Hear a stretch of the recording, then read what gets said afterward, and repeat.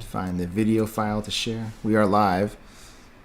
Can you believe I put this up on my MacBook Pro just now?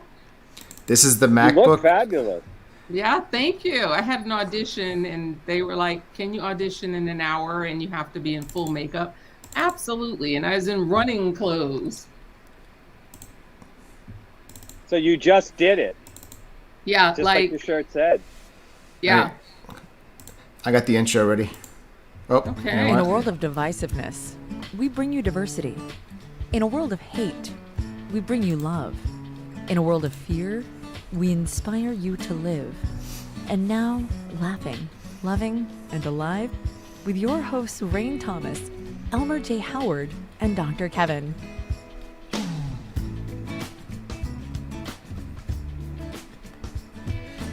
Hello, hello, hello. I am Doctor Who. Oh, I am Frosty the Snowman. My name is Morgana. I am a goddess. You should all be worshiping me. Identity theft. Identity theft. So And we have Charlene Borgia Saban? or Borja Grindley Yeah. Oh. saying hi. Char. Oh yeah, There's some actually, people I that forgot. I can inquired. put it up on the screen. Hi, Char. And she's laughing. Probably because Char is I always butchered her laughing. She's got a name. great sense of humor. I'm So gonna put hi in we've there. we've actually had more than 2 weeks. You put it in the private chat. Yeah, it's Right. us. I know. It's Yeah, us. but she can't see it. Oh no, it wasn't for her. It was for you and Dr. Kevin. Oh. Oh, okay. Well, hi. Oh, and Shar is Cinderella. Yes, she is. So it's been longer than usual. For the first time in our existence, we took a session off, and we didn't have one 2 weeks ago, 3 weeks ago, whatever it was. 2 weeks ago, it was the first. Would have been the wait. Is this would this be the second one or the first? No, this. I'm all confused. This I don't is know the what day it is. second one in November. This is the second Try one. to in November? focus in. Yeah, Doctor Who. Let's But it's wind only- your TARDIS up. And Well, get- see, everything is. It's all timely. It's all wibbly wobbly and So. Wibbly wobbly. Right. So it's been a month. Yes, at least. I want to find out. This is so- the second. This is the second. This is only the second, right? Not the fourth. So we missed one in October. Mm-hmm. There we go. Because I was in West Virginia performing. And we had no guests, and Dr. Kevin and I figured we wouldn't subject the audience to him and I bantering for an hour. Well, the funny thing is, I think we had a guest, and when Rain figured out that she couldn't do the show, she stole the guest, moved him forward, leaving us without a guest. If I remember correctly, that's what happened. And suddenly it's like, well, if you can find a guest at the last minute, you can have a show. Well, I knew I was performing and I didn't know what time. And then by the time, then I screwed up my plane ticket. And that was because I was looking quickly and doing too many things at once. And I thought I was performing on Sunday. And I was actually performing on Monday, but I had all this PR stuff on Sunday. And so by the time I figured it all out, I had screwed it all up. But here I am, ready to rock and roll.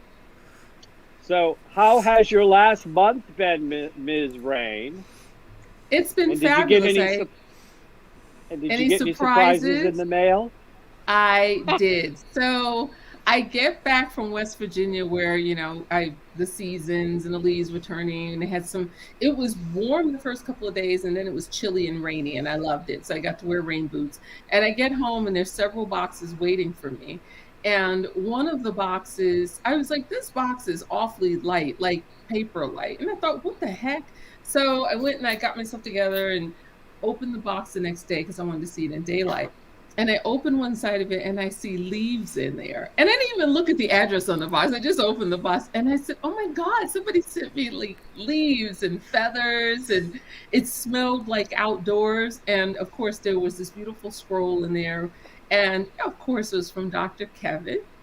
And I was so excited. Of course, I told everybody, I put it on Facebook. I got all of these glass vases out that I haven't used and put the leaves in with the feathers and the lighting on the other side. So it's so beautiful. All these vases filled with all these leaves straight from New Hampshire.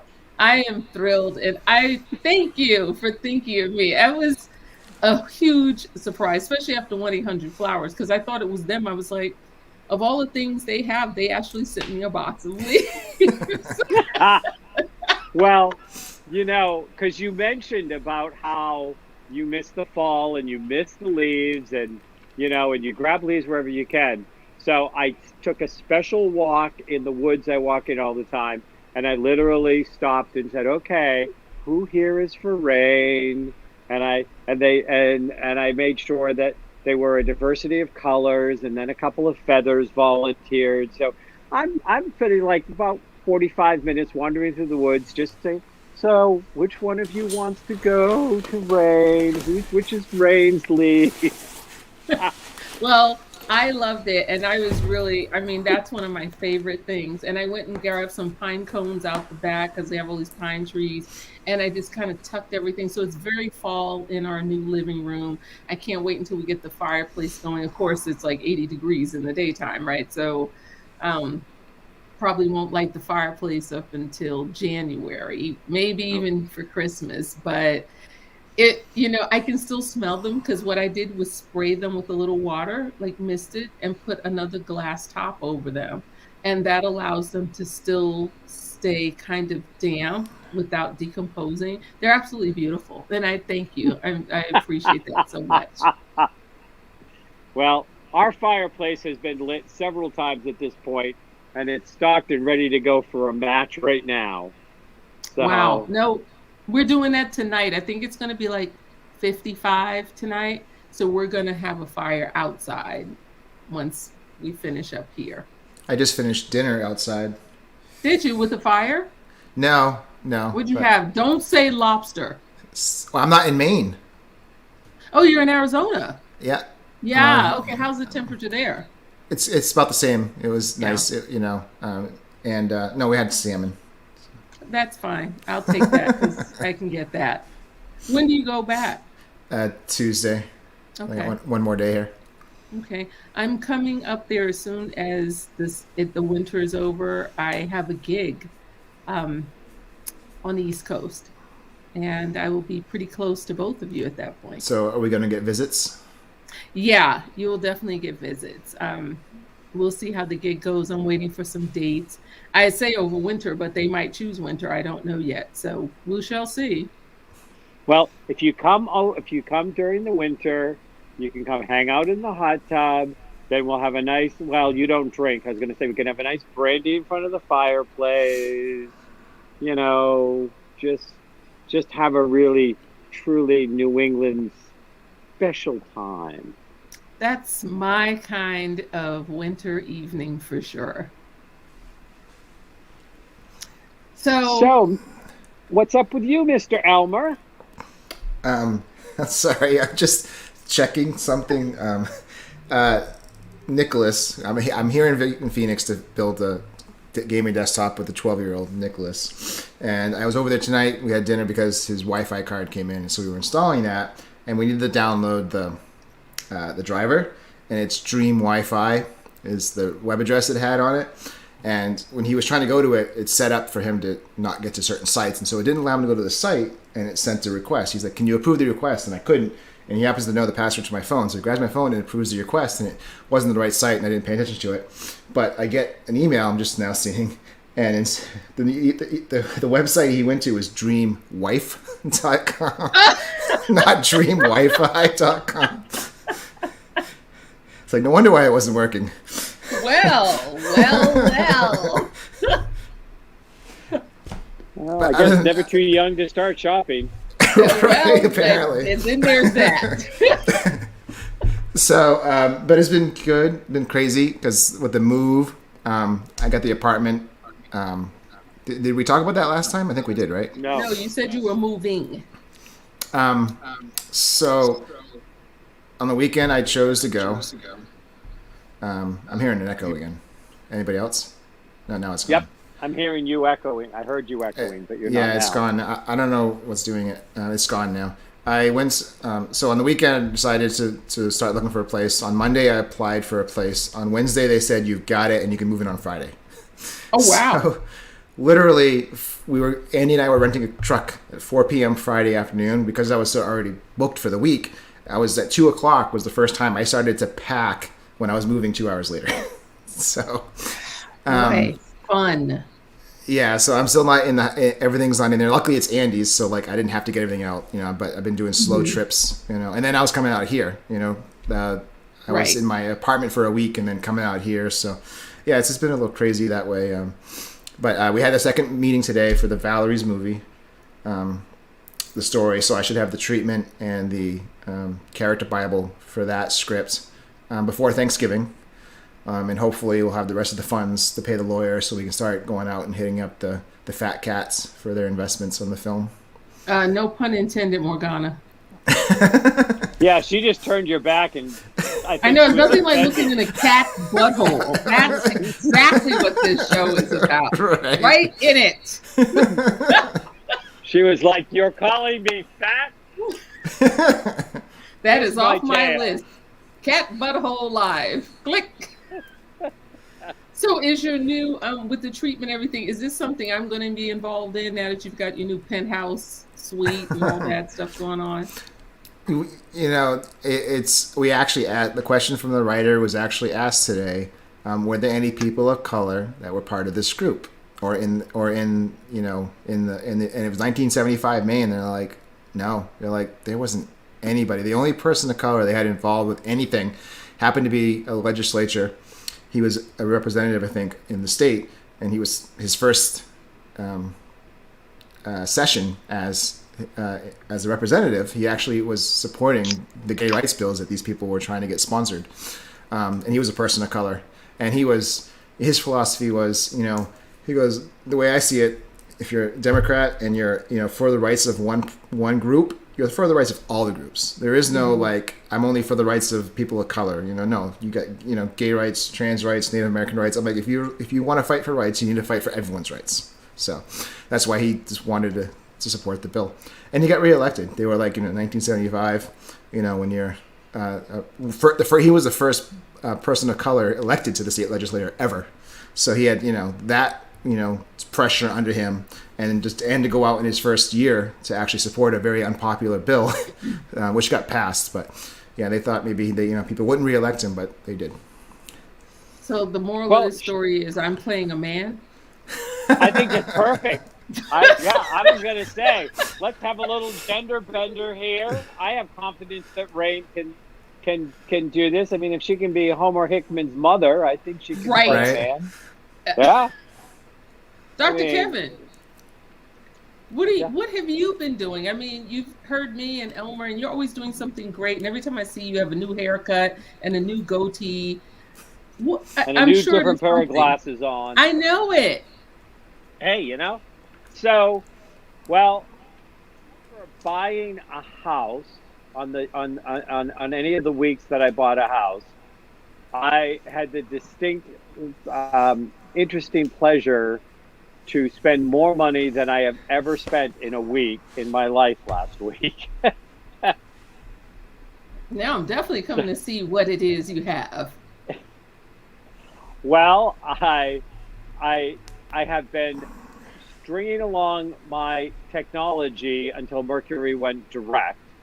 And so the week kicked off with doing over $5,000 worth of technology. A new iPad Pro. I've ordered a brand new Mac with, like the M1 new screaming fast Mac that they have. I'm still waiting for that to come in. I needed to get a new Apple Watch. I got a pencil to go with a pad. So by the time I got all the accessories and everything, I dropped that. And then later in the week, and we can't go into many details. It's a thing that Elmer and I are involved with. I committed out because we bought a business, and so Okay. I've committed out another big chunk of change. And then on Saturday, I went and bought a car. Yes. What'd And you get? A Lamborghini. no, I got a Mercedes-Benz 2018 Cabriolet convertible in this just incredibly beautiful electric blue. Yes. That's White my leather eyeshadow for seats. you today. Congratulations. So, and then I had to buy an iPhone, and I bought it on that day. So I tipped the 100,000 mark in a week, and I was like, and then I thought, and I looked, and I was like, but I can afford it. So what's the problem? Ta-da.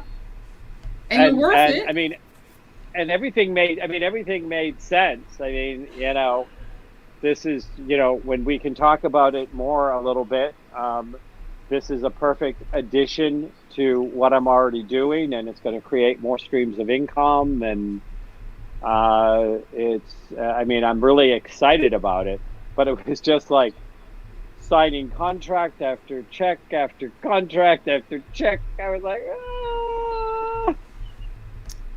I But understand. it was fun. It was Good. fun. It was That's a great exciting week and all the stuff way like this. around.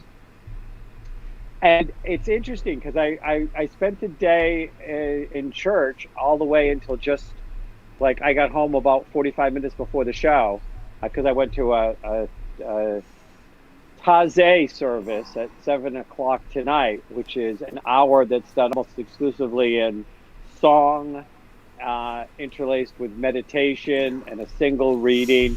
They've been doing these. It was created in 1940 to bring religions together, and they decided that song. And now you have places all over the world that do these. It's just really beautiful, and I've never been to one, but I went to one of those tonight. And I went to, and I was at church earlier today, and there was this discussion about how hopeless people are feeling and how weighed down people are feeling.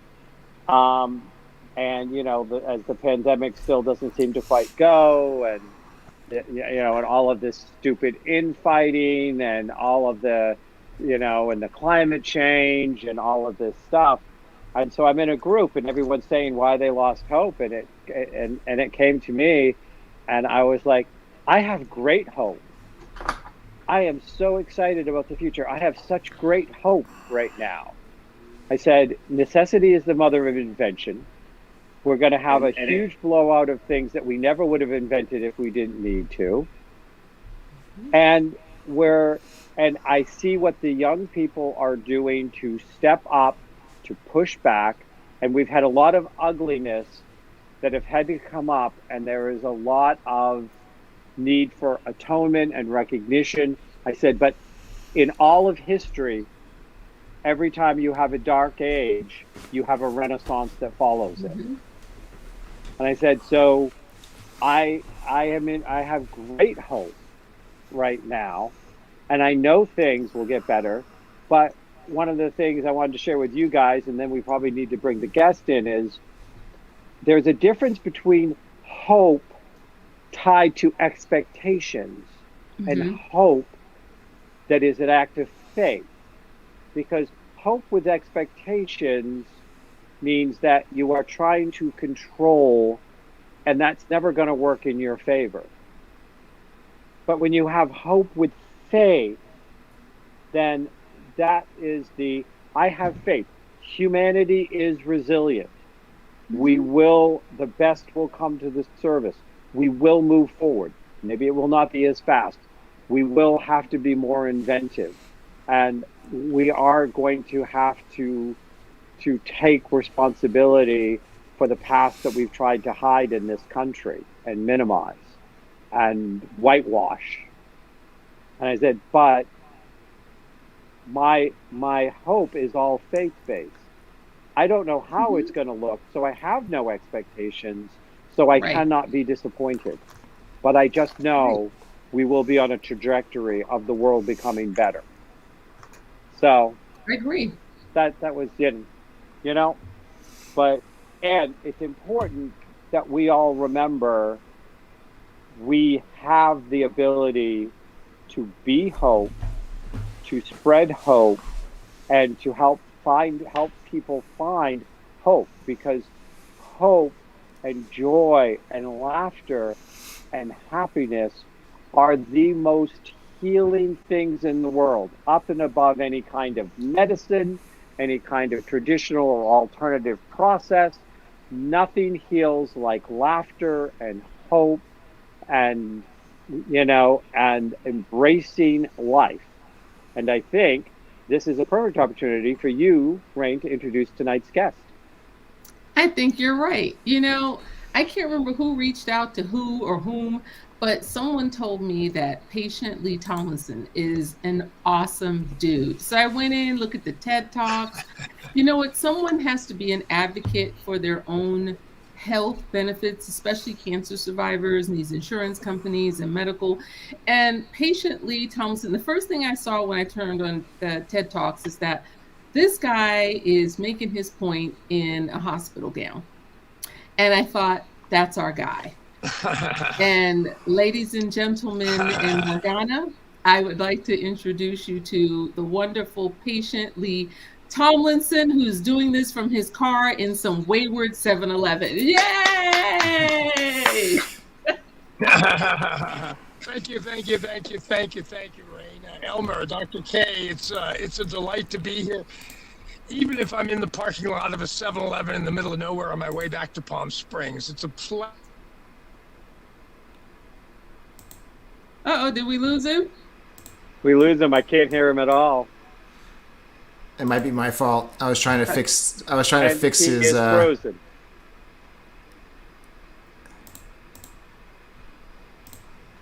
Maybe. Oh no, he's there. It's just his mic's not working. Help! Patient Lee needs some emergency medical treatment. I know, and we're patiently waiting. I think he's back. Is he back? Can you all? Yeah. Can you hear me? You can hear you now. I haven't moved an inch. Like Elmer's I said, it's great to be here, and I have to. Oh well, I knew it had to be somebody's. I was going to blame him, but nonetheless, that was the best intro and the best preview. I loved hearing about all of your projects and your passions and your performances. I'm delighted to be here, and again, given my health history, for me, it's a pleasure to be anywhere. Every day above ground is a very good day for me. So thank you for having me. I'm going to sick Dr. Kevin on you because I've read your story, and he usually goes into places that most of us don't go. So Dr. Kevin, he's all yours. So what I'm hearing is that you no longer go through tunnels, travel in subways, that you have a paranoia of going anywhere underground because you're not going to come back up. Is that what I heard you say? Yes. That is pretty much it, actually. Yes. I don't want to go to a subway. I might not come back. It's true. I mean, listen, I've been hospitalized in 6 different countries. I've broken over a dozen bones, some as many as 3 times. I've had my thumb pulled off, toes amputated, all from an addiction to adrenaline. So trust me when I tell you, dark places are not for me. So,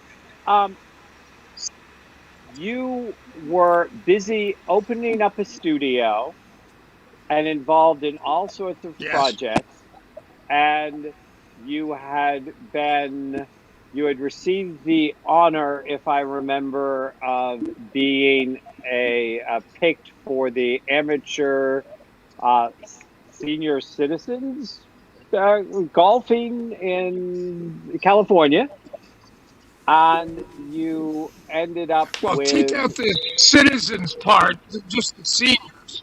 seniors. Okay, seniors. Uh, so seniors was not a Yes. reference to the age. Okay, I'm sorry. I assumed it was referring to the age group.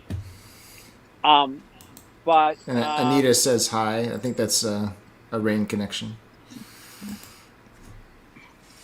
so Go ahead. you get what many people would consider was a terminal diagnosis, went through a dark tunnel, and then emerged out as what it sounds like a cross between a motivational speaker and a patient advocate. Is that a good description or synopsis?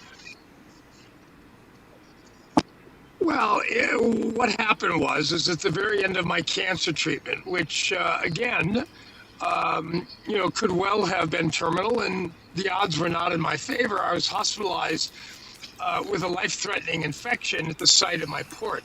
So now I was dying of two different things.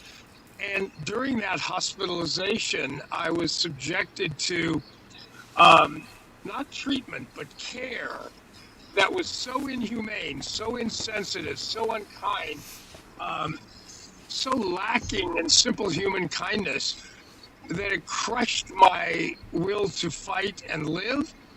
And I decided to end my life. I had enough fentanyl patches. I only had to put them on and go to sleep, and my family would receive from the studio a Keenan life insurance policy worth millions and millions of dollars, worth way more than I was, but it was insurance. And I would have done that, except the day after I got out of that hospital from hell, a very famous doctor friend of mine, a fellow named Dr. Dean Adele, came to visit, and I had to find out how many patches to put on. Because if I put too many on, it's suicide, and you don't get the policy. So I told him all the misery I had experienced, and he did some amazing things. First of all, he personally apologized for what he said was the lack of compassion I had not gotten in that hospital. And he said it is absolutely inexcusable. And he said, you're not the only one. And he said, but if I can make a suggestion, rather than doing yourself in, how about you fight and live? And if you're successful, how about you spend the rest of your life trying to return the rapidly disappearing presence of the healing power of compassion to where it ought to be at the forefront of modern medicine. And in that moment, his kindness and caring for me renewed my will to fight and live, and it's why I'm alive today. So that simple fact of kindness, compassion, has now been scientifically proven to be immensely scientifically proven, no airy-fairy anything, but an amazing healing power that unfortunately is disappearing from modern medicine. So it's my mission to see what I can do through keynote speeches, through documentary series, through my new book, Compassion Heals, to see if I can inspire healthcare professionals to be the compassionate beings they were when they got into medicine, not the too often burned out human beings that they turn out to be after a few years in healthcare.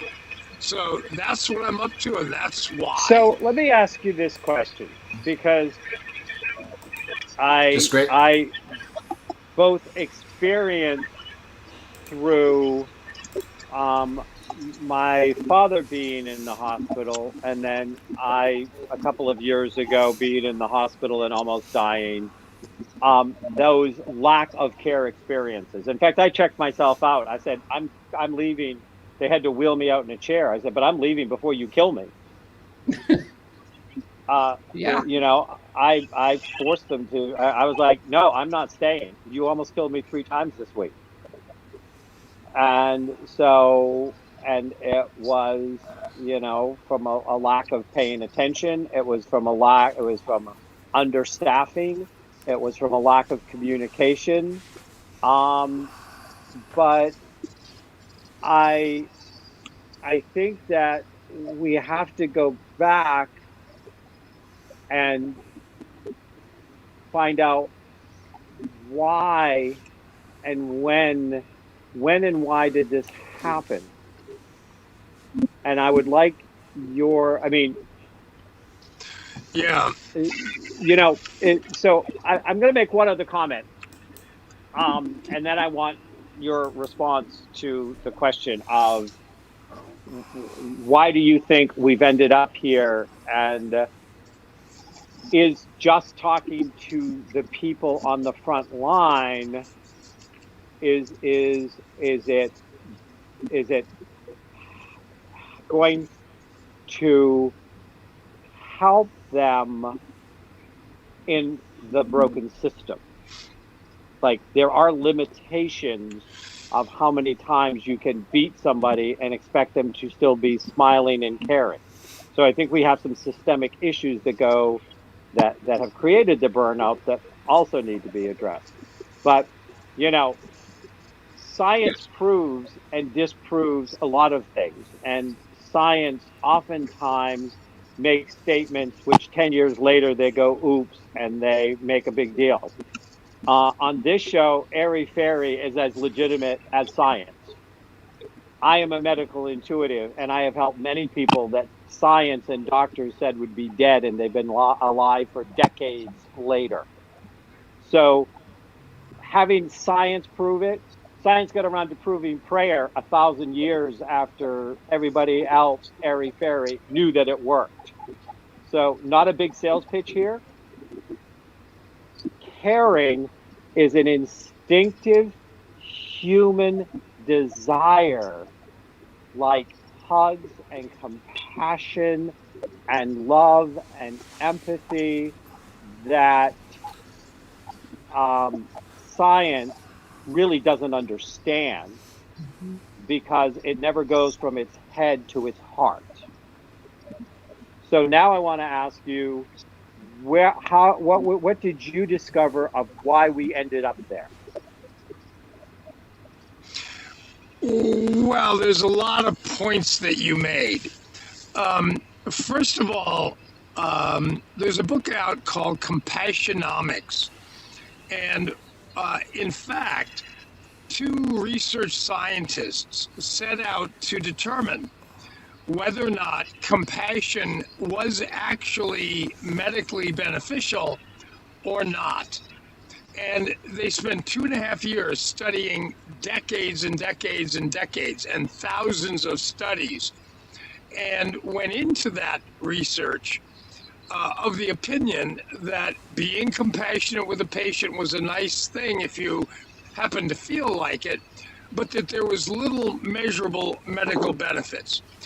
2.5 years later, they came out of that work and determined that without doubt, the science and the testing of it proves that being compassionate with a patient is an absolute necessity for the best outcome for the patients in the shortest period of time with the least amount of pain and suffering and the best long-term health. And the most miraculous part of all of those, the summary of all of those studies, is that the provider of those kind, compassionate acts has the exact same benefits. So the truth of the matter is we are innately compassionate. We are genetically formed to be compassionate. And let's define our words. Empathy is, again, the first step towards compassion. Empathy is a willingness to feel the pain of another. And there are people that are stone hard cold because of all their own pain and are unwilling to feel the pain of others. Compassion comes in. Compassion is starting with empathy. I feel your pain. accompanied by an intense desire to do whatever you can do to relieve the pain of another. The benefits are undeniably necessary for the best outcomes for the patient and the provider. So all of the pain that we're experiencing in the world now is because we've been so separated. We've not had the connection that we need to have genetically to feel close, to feel connected. And that literally over a long period of time, like we've experienced over COVID, makes us crazy. We are communal beings. What allowed us to survive the Ice Age was the simple fact that one fellow, one woman in a caveman outfit turned to a bunch of others and said, I noticed last night when you went to sleep, a Tyrannosaurus ate one of your kids. How about this? You go to sleep tonight and I'll look after you. And maybe when I go to sleep, you'll look after me. It was the forming of those communities that kept us alive. And that's what's missing in the world today. And that's why you see the anger and the frustration and all of that vitriol. We need to be the empathetic beings we were born as. We need to then look at the pain of others and follow our natural instincts to help relieve that pain if we want them to feel better, and if we want to feel better, we must do that. So let me ask you this question. And excuse me, I just had one pair of AirPods die. And I hate when that happens. Very. Nope. Barely. Teeny bit. Now we can't hear you at all. Oh, there you go. Oh, there you go. Can you hear me now? Yeah. Okay. So. Yep. Gotcha. So, patient Lee, let me ask you this question. Sir. You had a epiphany about what compassion did for you. You discovered that it has life-saving properties personally, and that it even helps facilitate the healing. My question to you is, if science hadn't got around to measure it, would you not be talking about it? Or would you take your personal experience and your inner knowing and wisdom and been just as passionate as you are now? Well, the answer is, it's hard to imagine not being what's happened to me, so I'd be purely guessing. What I do know is that single itty-bitty 5-minute conversation from a very kind person who clearly cared deeply about me had a massive effect on my will to live.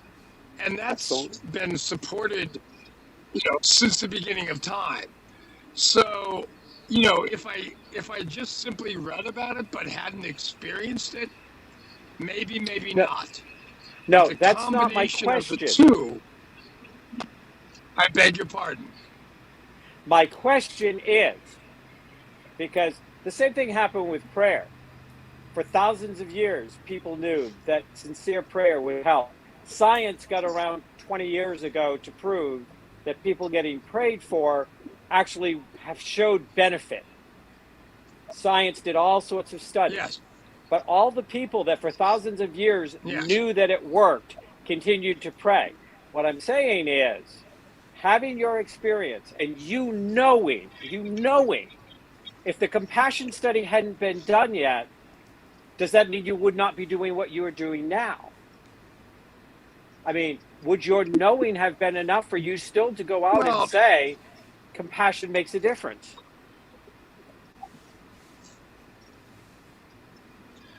Well, I had to understand what compassion was to be able to understand the experience I had with my friend and understand the impact of it.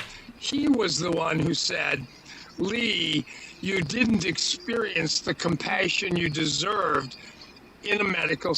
What is this compassion thing? What is he talking about? So I began to study it. And, it's the concept of it has been around since the beginning of time. So it really was an eye opening experience for me to experience his kindness, for him to give it a name. And I knew what it did to me. Then I began to look into it and see where it applied, where it had gone wrong, the simple realities of how it works in our society when it's present and when it's not. So would I have been, the answer is I don't know, because I started studying it immediately, and from both anecdotal stories to my own story to scientific stories. And all of them added up to the exact same thing, which is compassion heals. Period. End of story. It heals the Absolutely. receiver of your kindness, and it heals you. What is it? I forget who said it, but they said, if you want to make someone happy, be kind to them. If you want to be happy, be kind to them. And that's true. That's true. Kindness will solve. Absolutely. I mean, it sounds so ridiculous. Literally, kindness will solve every problem on the face of the planet. It is a healing balm. End of story. There is no doubt about it. The question is, how do we inspire people to be more kind than they are now? Well, and again, so I'm going to go back to my other question, which is, when and why do you think we lost it? I mean, I have some thoughts, but I want to hear you've researched it, you've looked at it, you got the blessing from the scientific community on it. Where do you see, why did it go wrong? Why did the healing profession lose its ability to be compassionate? Because it used to be very compassionate in traditional medicine. Mm-hmm. Nurses were considered angels. Yeah. Well, let's be clear.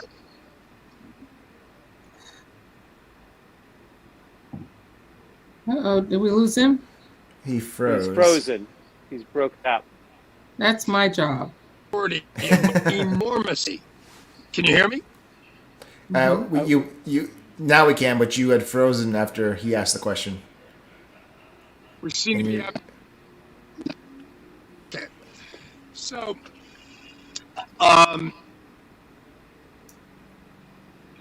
forgot the question because I was so worried about the sound. Ask the question again. I beg your pardon. Answer. I just can't remember the question. Okay. Traditional medicine used to be far more compassionate. There was a time when compassion was part of Western medicine. Oh, I know. Mm-hmm. I got it. And so, where and why do you think we lost it? And okay, so let me go back. So we're back to frozen? What? I haven't lost it for two reasons. The vast majority. Oh, come on. Wait, can you hear me? You froze again as soon as you started answering the. Entirely. As soon as you started answering the question, you froze again. Somebody doesn't want him to answer that question is what's happening here. Fair. All right. You can hear me now? It's a good answer. Yep. You keep freezing, though, after a few words. It's the healthcare profession. Why we have a rapidly declining presence of compassion in healthcare. One, most healthcare professionals dedicated to the craft of healing that they much of them and never are compassionate with themselves. They literally give and give and give until they burn out of the goodness of their hearts. So that doesn't make them bad people. That just makes them people who need to love themselves before they love others and stay healthy enough to do so. The second thing is that too much of healthcare today focuses on profit and not people. On both sides of the equations, they don't take good enough care of their doctors, their nurses, their anesthesia. They don't take good more and more and more until the weight of all of that crushes those people. So when you combine a personality type, a people-pleasing personality type, which a huge amount of healthcare professionals identify with, and a system that very often, not always, very often values profit over people, both their patients and the providers. You've got burnout, which is 60% pre-COVID, and now is much higher. And the problem with that is, having experienced burnout myself before I was diagnosed, is that when you're burned out, one of the defenses is you literally numb yourself emotionally because you're in such pain. Everybody does that. Well, the problem is when you're in healthcare and you're numb emotionally because you're burned out, you are incapable of being compassionate. So whether it's a lack of self-care or a system that beats you up, or a combination of the two, when our healthcare professionals are burned out, which the majority of them are or will be, they are incapable of providing us with what's mandatory for the best outcomes, and that is their heart, their compassion. And that's why it is such an epidemic, a crisis in healthcare, the growing lack of compassion in everyday practice. Well, and I want to build a little bit on what you said here, Lee, because, I always remember this story Please. that my father told me when Papa was in the hospital, and he was in a teaching hospital, and the doctor came in with all of these students around him, didn't say anything to my father, pulled the sheet aside, said, well, we're going to cut him here and cut him here and cut him here. His chance of survival are about 30%, but if we don't do it, he's going to be dead, blah, blah, blah. And then turned around and walked out with all of these students. And Papa reached out to the last person, and the person said, leaned down and said, yes. And Papa said, I take it this was not the class on bedside manner. No kidding. And the guy had the ability to look embarrassed because it was clearly so awful. But we do not insist that self-care, because if you're going to be in a situation where you're going to be around people that are, terminal, that you're going to be around places where you have people that have degenerative diseases, that are having a lot of pain, that you're dealing not only with the pain of the patient, but the pain of the family, you need better training on how to take care of yourself to start with. So it starts with that there is not a class on bedside manner. There isn't anything to prepare these people about how do you do that without losing yourself in the process. And then on the other side, we have people making healthcare decisions who don't know jack shit about actual patient care. Insurance companies, these assembly line doctor's visits. I got to get so many in.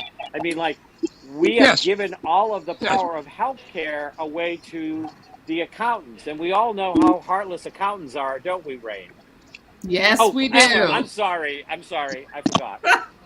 I think Elmer fell asleep. I didn't even get a facial recognition from him on that one. Elmer does accounting. Private joke. So, but I agree with you. I do not disagree with anything you're saying. So tell us about. I know you don't. Yeah. Well, I mean, look, we all know what kindness is. The thing is, we can point fingers at everybody else and say, well, they're not this and they're not that.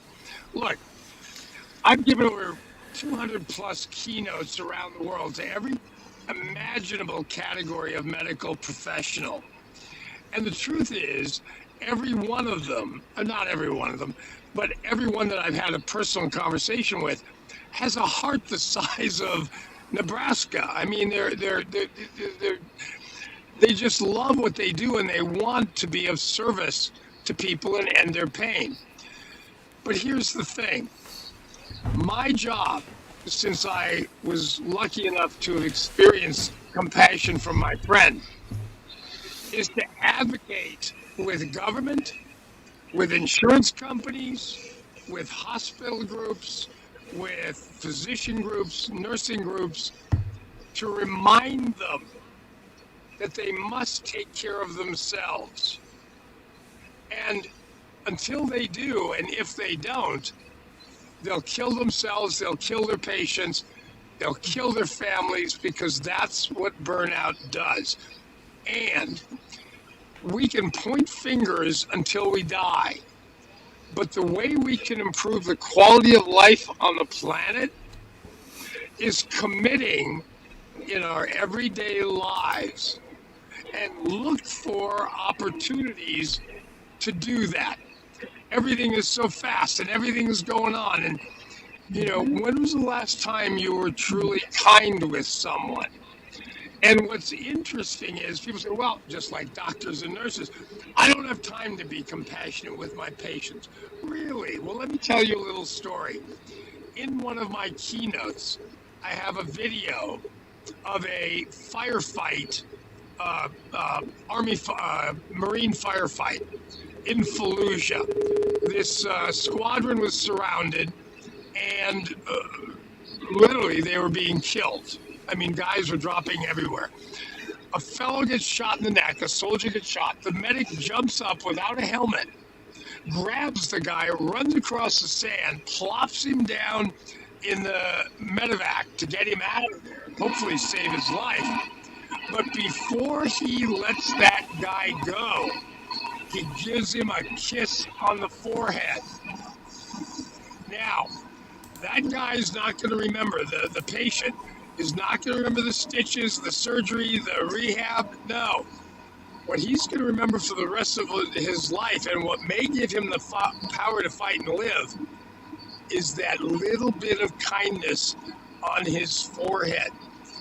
That's how long kindness takes. There's a story about a guy who wrote a suicide note and said, I'm going to walk to the bridge and jump off unless one person smiles at me on my walk.